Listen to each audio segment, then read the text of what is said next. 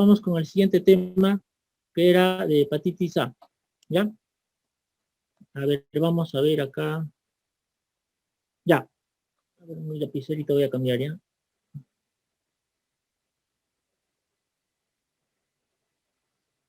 Muy bien, ahora, hablando de hepatitis A, primero había que reconocer que esta hepatitis, generalmente hay que identificar primero al virus. Ya, este virus generalmente es de la familia de los picornavirus. Ahora, ¿por qué vamos a tratar esto? Porque la hepatitis A es muy frecuente en los niños, sobre todo más que en los adultos, ¿ya?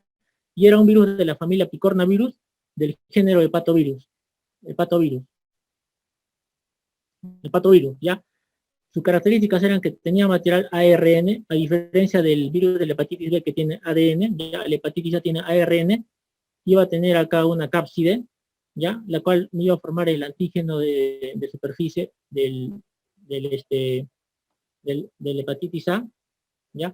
Se caracterizaba porque tenía escasa variabilidad y porque además tenía se dice que tiene 4 serotipos. Ya, ahora, esta envoltura, perdón, es una envoltura, ya vamos a corregir acá un ratito.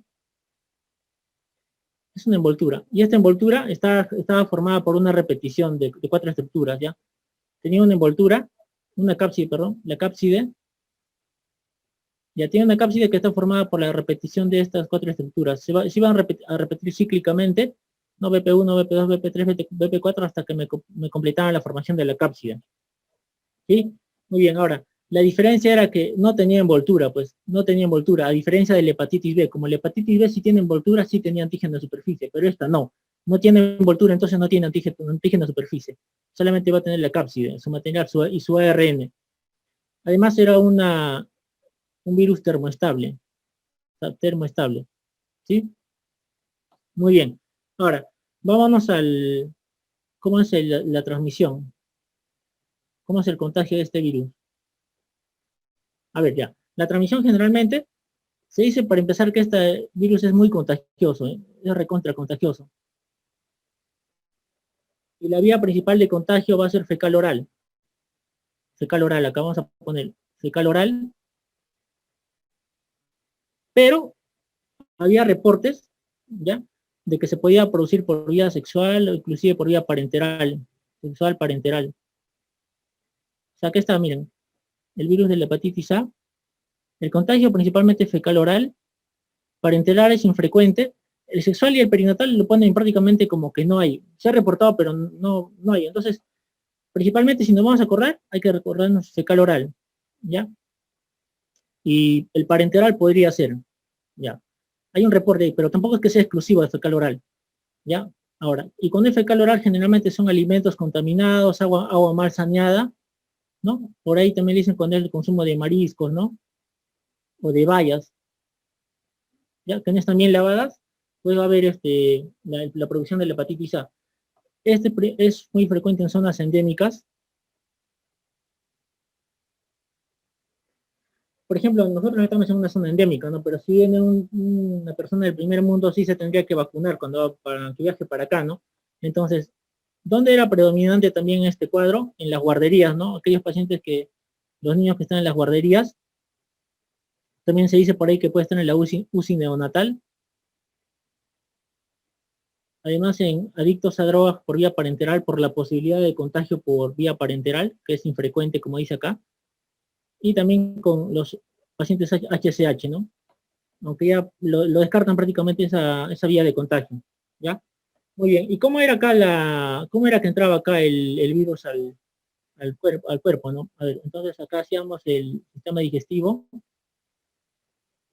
ya el hígado acá.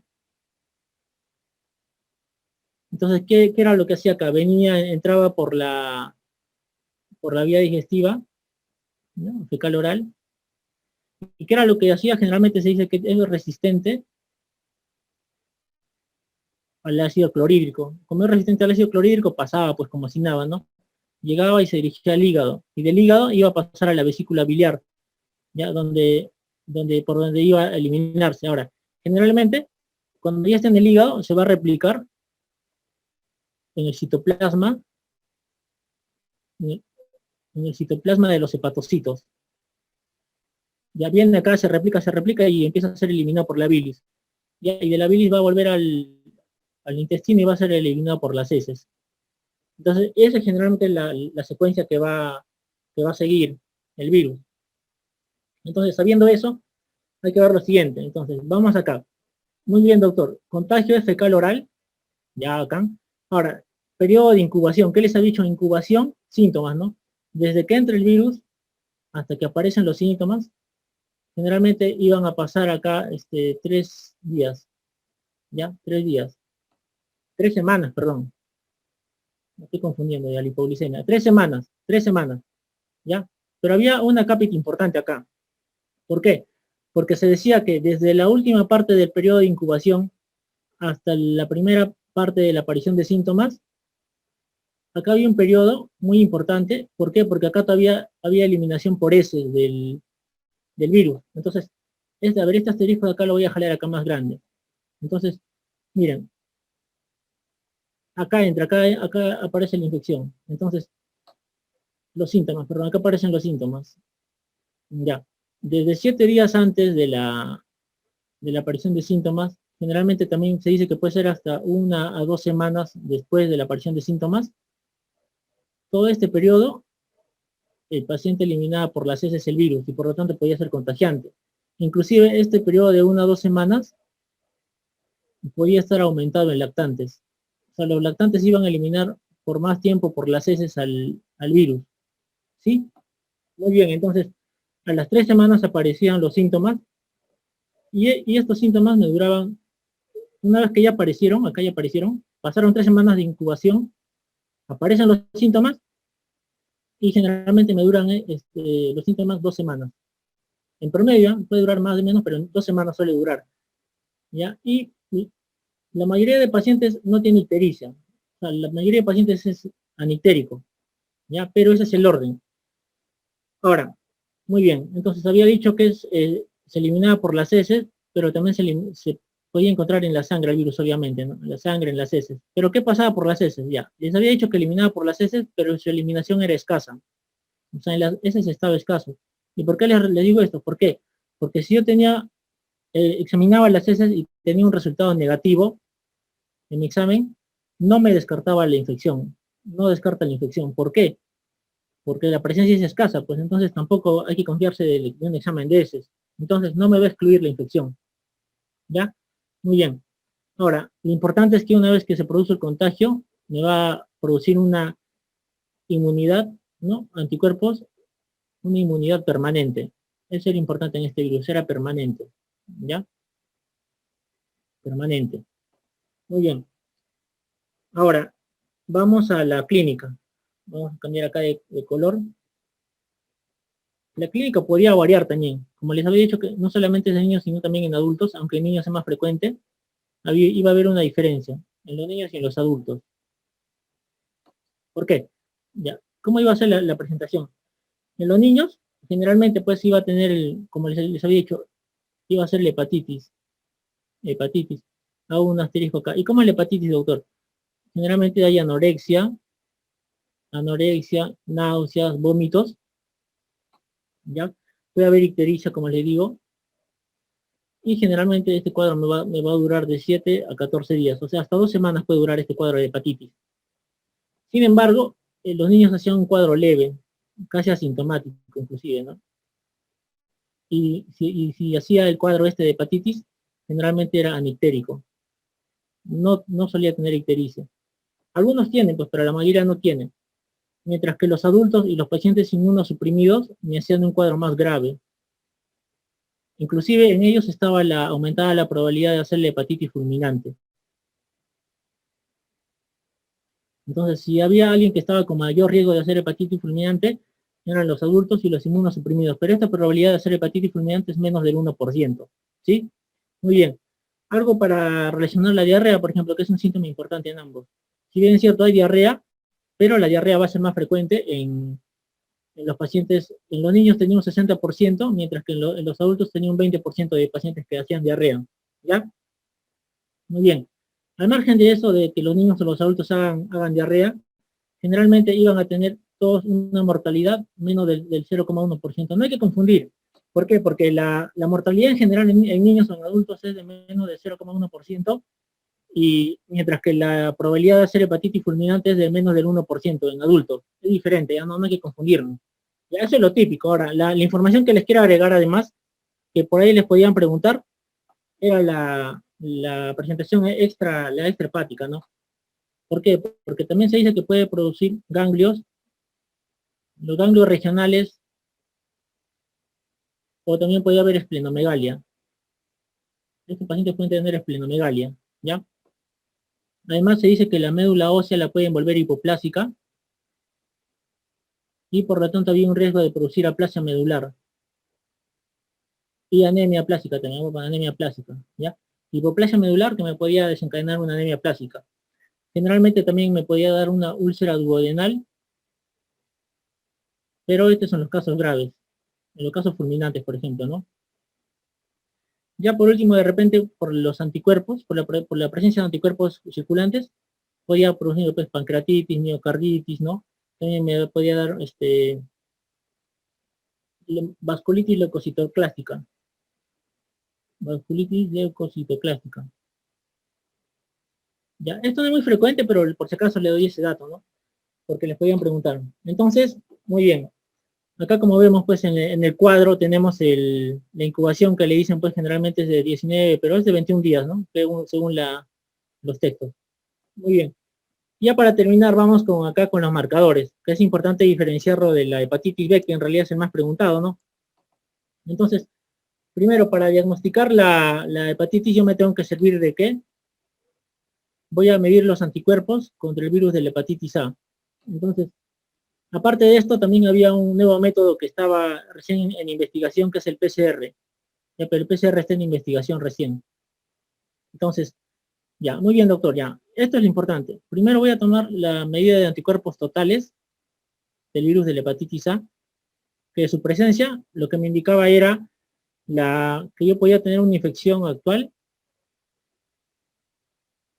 o una infección pasada. Ya, ¿y cómo yo diferenciaba?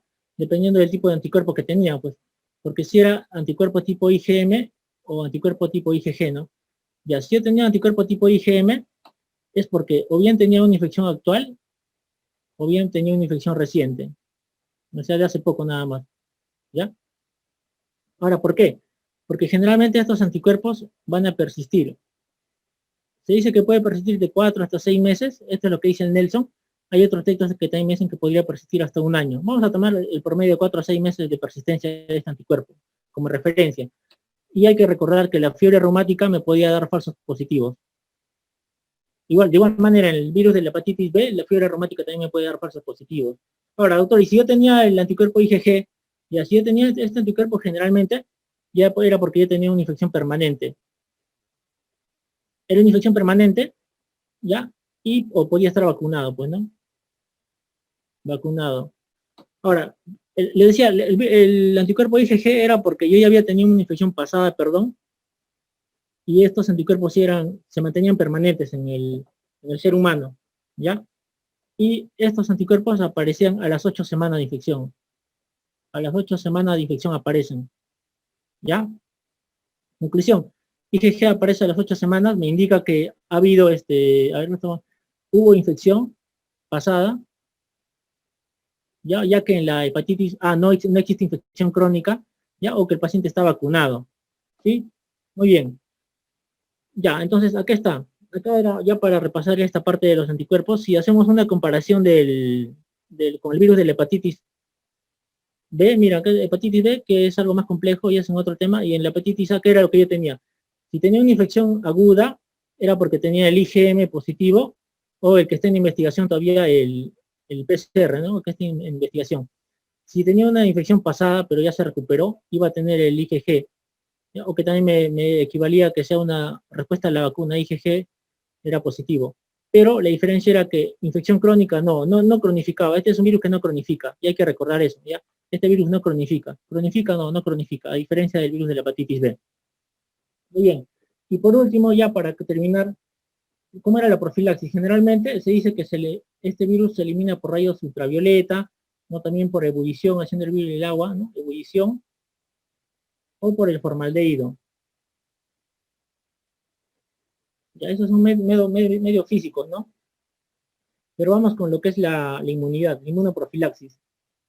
También existe la inmunoprofilaxis. Ya, esto es lo más importante de esta parte, ¿ya? Acuérdense, inmunoprofilaxis, de la cual yo tenía dos tipos, que podía ser la pasiva, ¿ya? Y la otra la activa. En la pasiva, ¿qué era lo que yo daba? Daba anticuerpos, pues daba lo que se llama la gamaglobulina humana inespecífica, en dosis única, ¿ya? ¿Y cuándo lo daba? Dependía, pues yo tenía una inmunidad pasiva preexposición y otra posexposición. Ya entonces tenía la pasiva, la que era preexposición y la posexposición. ¿Ya cuándo le iba a dar? La que era preexposición, aquellos pacientes que van a viajar y que están a más de 2 meses de su viaje. Están a más de 2 meses de su viaje. Entonces, a ellos les iba a dar esto. ¿Ya? Y la posexposición, doctor, ya, la posexposición la tengo que dar después, dentro de las 2 semanas primeras de que el paciente sea expuesto al virus o a contagio, y principalmente a quienes, a niños menores de 1 año, también a pacientes que estén inmunosuprimidos o que tengan hepatopatía crónica. A ellos se les tiene que dar esta inmunidad pasiva. ¿Sí? Muy bien. Ya, doctor, y la inmunidad activa, ya la inmunidad activa generalmente era una vacuna de virus vivos, a ver, inactivas, vacuna inactivada. Eso es lo primero que hay que recordar. ¿Y a quiénes se les daba? A los ancianos, a quienes más, aquellos pacientes que estaban en riesgo. Por ejemplo, los pacientes que tienen infección crónica con virus de la hepatitis B o virus de la hepatitis C, como hay riesgo de que pueda haber esta hepatitis fulminante, en caso se llegaran a contagiar, como una hepatopatía crónica, se les daba también la vacuna. ¿Ya? Y también aquellos pacientes que estaban en población en riesgo, pues como les había dicho, aquellos que trabajan en la guardería, ¿no? En guarderías, a ellos se les daba esta inmunización. Ahora, se dice que la dosis de protección va a ser cuando yo encuentre en suero más de 20 miliunidades por mililitro de qué de anticuerpos, anticuerpos contra el virus de la hepatitis A, IgG, ¿no? Como les expliqué hace un momento. Eso me va a representar, ¿sí? Muy bien. Ahora, iba a agregar algo más acá. Había una cápita acá en lo que era la preexposición. Por ejemplo, si bien es cierto, yo les iba a dar la inmunoglobulina a aquellos pacientes antes de viajar, a los inmunocompetentes, pero había un grupo que estaba en riesgo.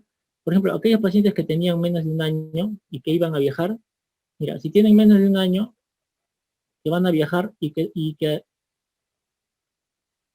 pacientes menos de 1 año y aquellos que van a viajar, pero que ya falta menos de 2 meses para su viaje, en este caso les voy a dar la inmunoglobulina y además les voy a dar la vacuna. Este es un caso especial, ¿sí? Muy bien.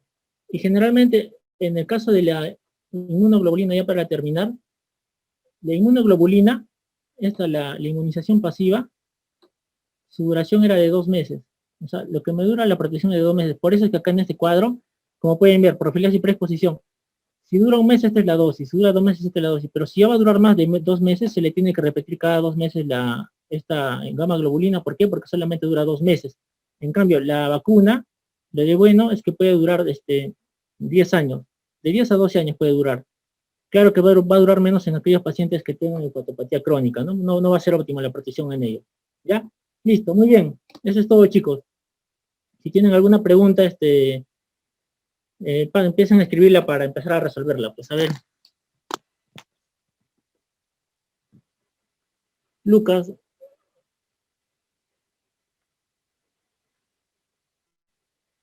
Voy a ver con Lucas, ¿no?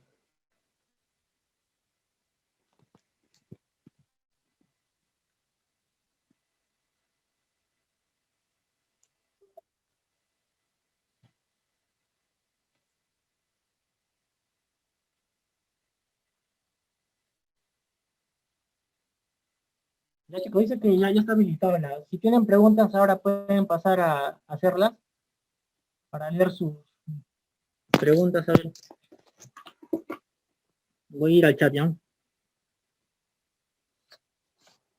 Que creo que ya se han dormido ya. ¿Están ahí chicos? ¿Alguien tiene alguna duda? Si no, para concluir ya la exposición, ¿tiene alguna duda alguien del tema que hemos abordado ya? De exantemáticas y de hepatitis.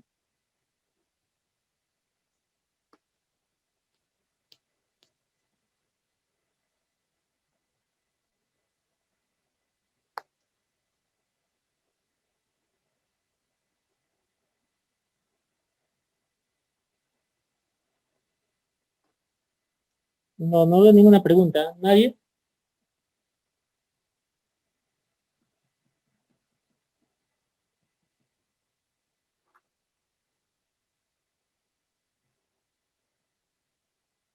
Que Luca me dice que ya está activo ya. Ahí está, a ver.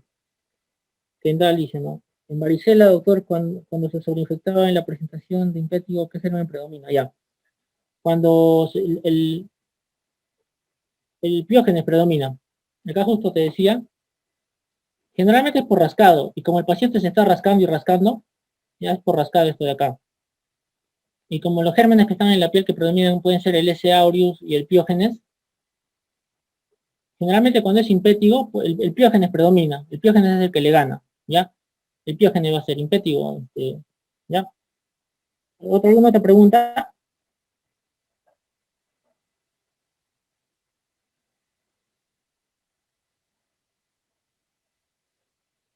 Kendall además me está haciendo preguntas, ¿ah?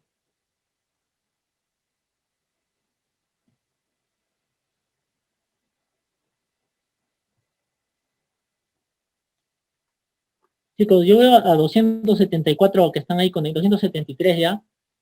Hagan sus preguntas nomás, ¿ah? Para resolverla de una vez. La de varicela nomás veo. ¿Ha quedado claro? ¿Alguien tiene alguna duda?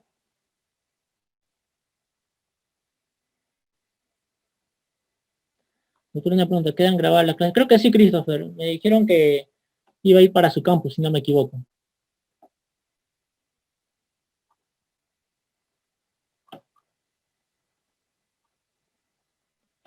Doctor, las presentaciones no la darán para imprimir. Eso sí tendrías que preguntar al soporte. O sea, me dijeron que sí iban a subirlas al campus, pero si no, pues otra cosa que puedes hacer, si es que no llegas a imprimirlas, cuando la veas le tomas screenshot a las, ¿cómo se llama?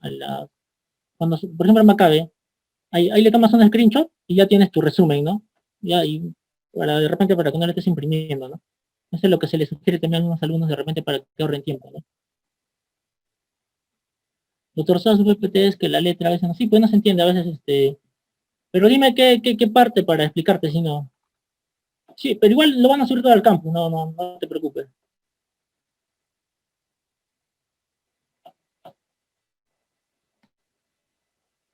¿Alguien más? ¿Algún pedido, algo? Mañana. ¿Les han pasado un horario? A ver, acá tengo el horario, déjenme fijar que le pasé al doctor Manolo. Sí, sería bueno que vengan revisando, cosas que lo aprovechan mejor y hacen más preguntas. Pregunten todo lo que desean, para que no les quede ninguna duda. Mañana vamos a hacer la malnutrición calórico-proteica, lo que es coyor, corezo, marasmo, y el déficit de vitaminas que he recontra preguntado, ¿ya? De todas las vitaminas, de la A hasta todas, las hidrosolubles y las liposolubles. ¿Ya? Acá ya les hice un avance con la riboflavina, ya. Cuarta, malnutrición calórico-proteica y déficit de vitaminas. Doctor, ¿podría hacer un resumen de la exantemática de la primera parte? No puede ingresar apenas comenzó. A ver.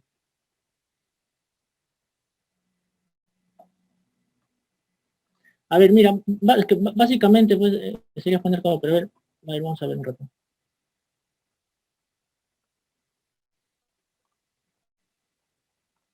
Ya normal, mira, lo que les había dicho era que, desde acá, más que nada, yo les doy un consejo, siempre que estudien esta parte de las exantemáticas, lo que tienen que diferenciar es, hacer una comparación, ¿no? Ya, básicamente lo que tienen que saber es el periodo prodrómico y el periodo de los exantemas. Por ejemplo, en el sarampión, hay conjuntivitis con fotofobia, mientras que en la rubiola hay conjuntivitis sin fotofobia. ¿Qué otra cosa más importante? En la fase prodrómica de la rubiola van a predominar las adenopatías. La varicela no tiene mucho en la fase prodrómica.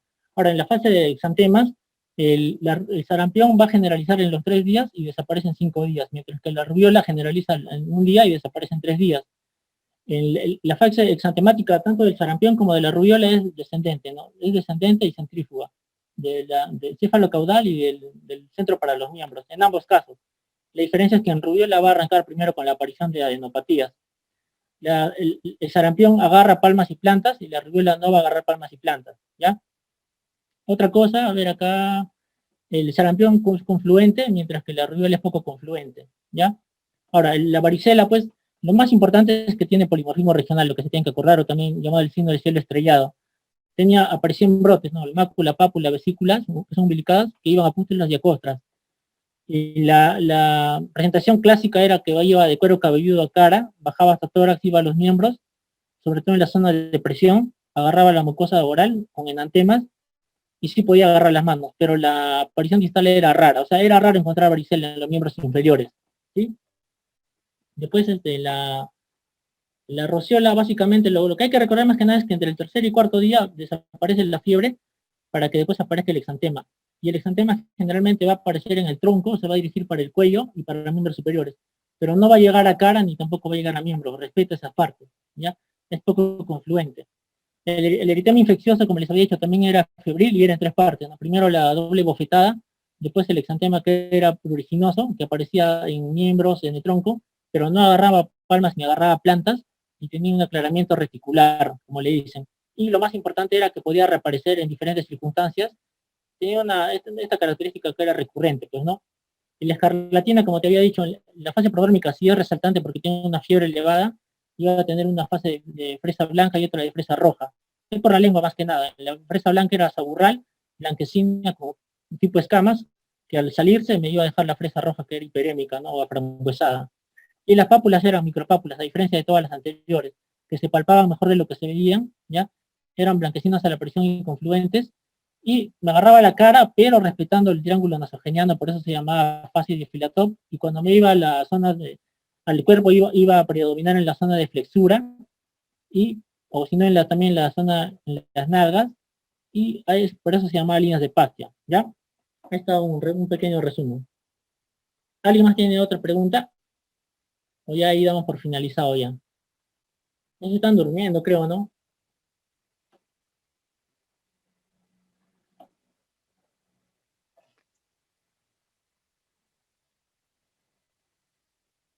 Unos 5 minutos para que me haga unas preguntas.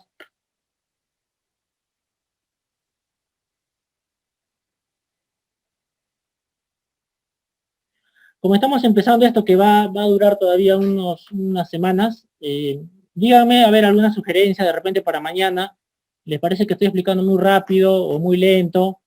Por ahí ya me dijo uno de sus compañeros que la letra un poco más clara, la voy a hacer más clara para mañana. ¿Alguna sugerencia, chicos, para que esto sea muy rápido, no? Ya.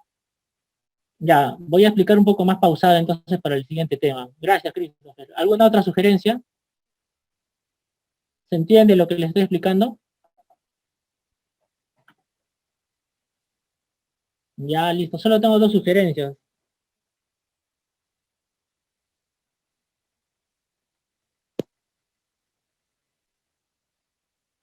Doctor, una cosa, la mortalidad en hepatitis es más que general. Ah, ya. A ver, vamos al cuadrito de hepatitis.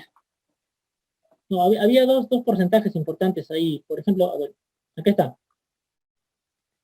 Por ejemplo, si yo agarraba la mortalidad general, que es lo que me estás preguntando, en general, en niños y en adultos, por eso hice la llavecita acá, en niños y en adultos, la mortalidad es de menos del 0,1%. Entonces, es poco, ¿no? Lo que les había dicho que era menos del 1% era la probabilidad de que los adultos hagan hepatitis fulminante. ¿Ya? Esa era la diferencia.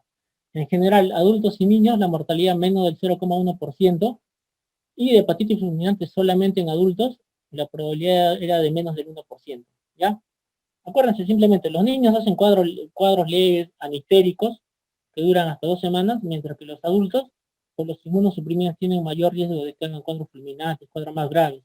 ¿ya? Por eso es más peligroso que a un adulto le dé hepatitis A, ¿ya? Mientras que a un niño le da, pues a veces ni cuenta se da, ¿no? ¿Cuántos de ustedes habrán tenido de repente hepatitis A y ni cuenta se han dado, ¿no? ¿Cuántos habremos tenido, no? Otra pregunta, Kendall, ¿no? Kendall no está preguntando.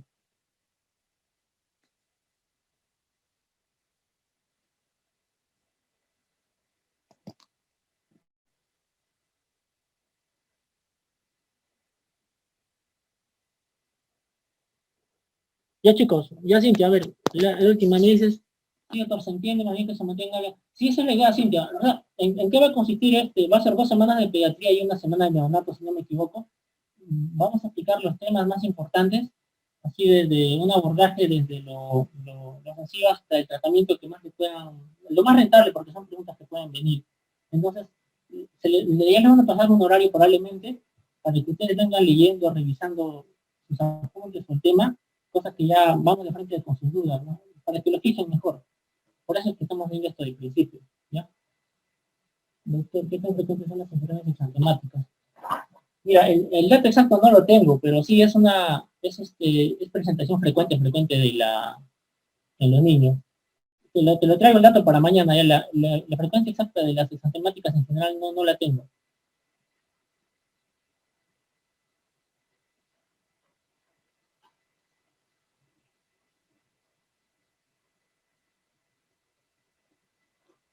Ya. Entonces, si Norma, si nadie más tiene alguna duda, o si alguien tiene alguna duda de la clase de ahora, sí, el audio, vamos a ver eso del audio, gracias Flor. Entonces, si tienen alguna duda más conceptual del tema de hoy día, la apuntan, normal, de repente lo van a repasar mañana durante el día, ahora en la noche la apuntan y mañana me la envían para, de igual manera, la exposición que vamos a hacer ya. Entonces, chicos, eso sería todo. Muchas gracias por su atención. Ya nos estamos viendo mañana.